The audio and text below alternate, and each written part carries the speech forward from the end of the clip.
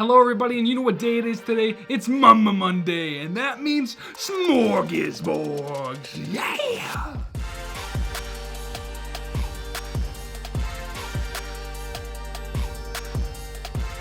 Happy Monday, everybody, and as you know, Mondays are Smorgasborg days, and today we've got an extremely fun episode planned with a lot of shenanigans, so with no further ado, let's get right into it with a story time. It's a time that's a story, but also a story, it's story time.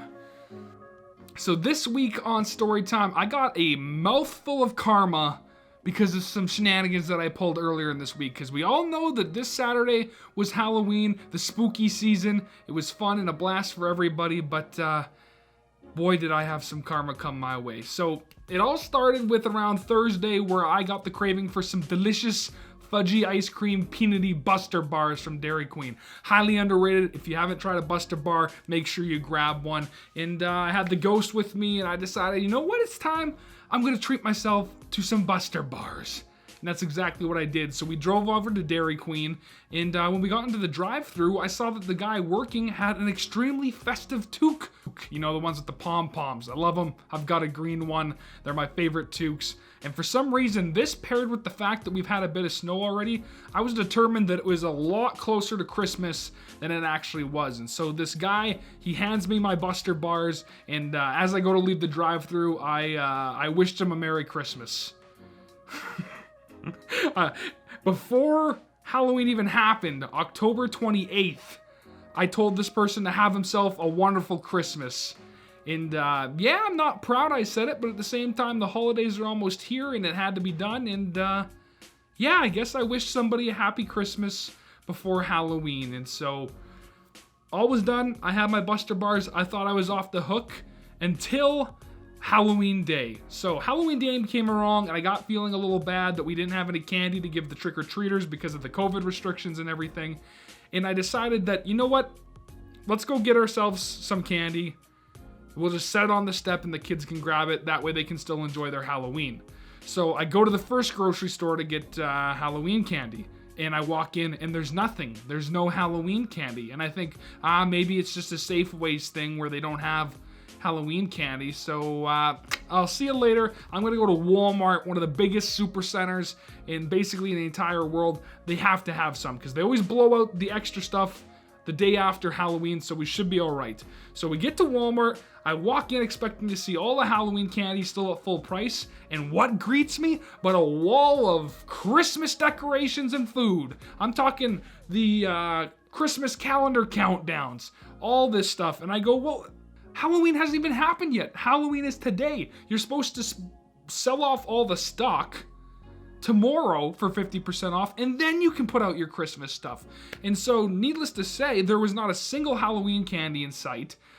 We were forced to come home, shut the lights off, close the blinds, and pretend like Halloween wasn't even happening. So if you happen to live on our block and didn't give candy, I'm sorry, don't blame us. Blame the super centers that decided to push just a little bit further this year in the acceptable time to put Christmas decorations out. But at the same time, I kind of asked for this because I wish someone in a drive-thru Merry Christmas before Halloween even happened.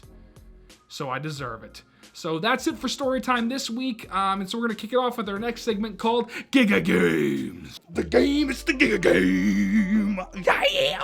Oh, yeah. What's up, everybody, and welcome to another segment of Giga Games, everybody's favorite gaming segment on the internet.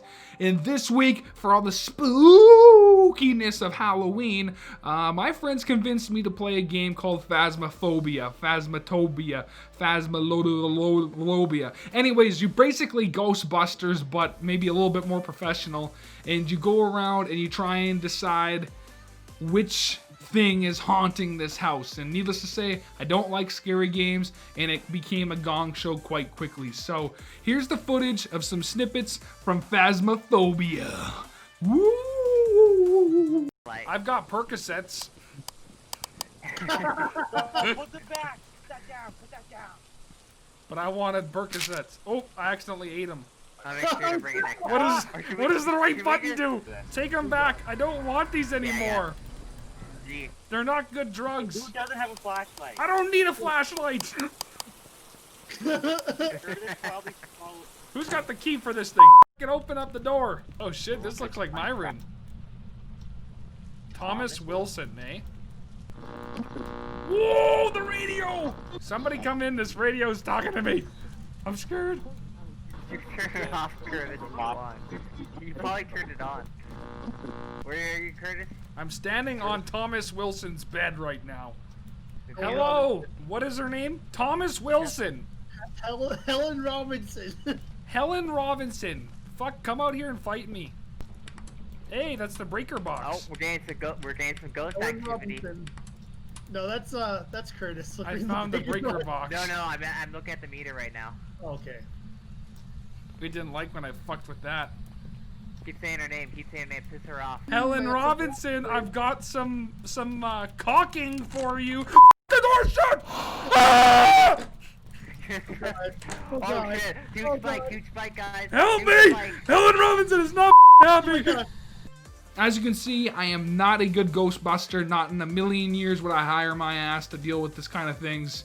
I would rather you probably just leave it as is and let me continue on doing what I do. But it was so much fun to play the game. Highly recommend if you have some friends and you want to play it with, because it is a blast. I'm not gonna lie, creeping through these scary hallways trying to find some ghosts. But that's it for Giga Games this week, and we're gonna kick the last segment off with a brand new one that I like to call, and you should recognize, Show and Tell.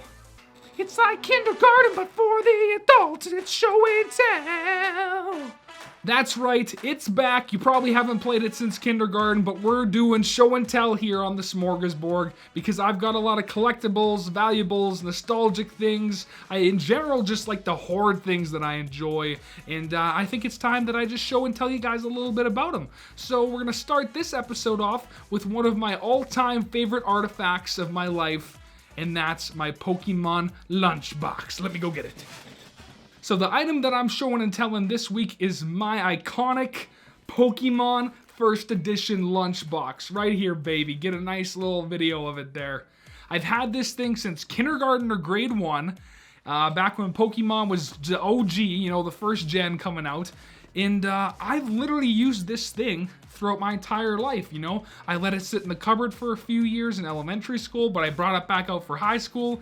I used it in university, but so not only did I want to show this because it's a cool OG Pokemon Lunch kit that I whooped kids with, threw across the playground.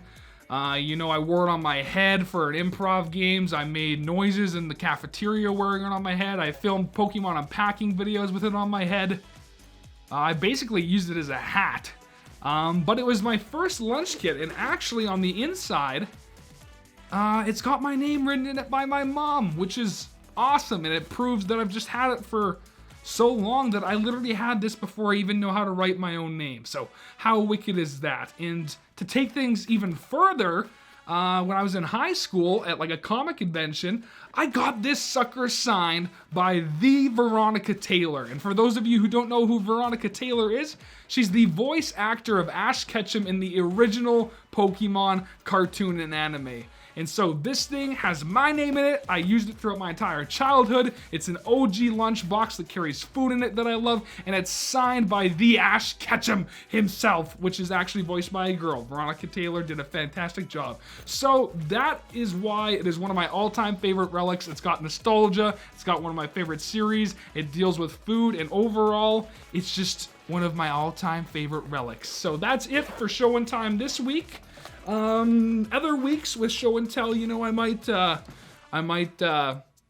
have some things worth more money. I might have some other nostalgia collectibles of mine and some other shenanigans. But I also want to hear what you guys want to show and tell. So if you've got something cool that you would like to share with the JPU community, feel free to comment and message, and we'll figure something out to get you on the next episode of Show and Tell. But that's it for Smorgasborg this week. Thank you for tuning in, and as always, have yourselves a fantastic week. Yay!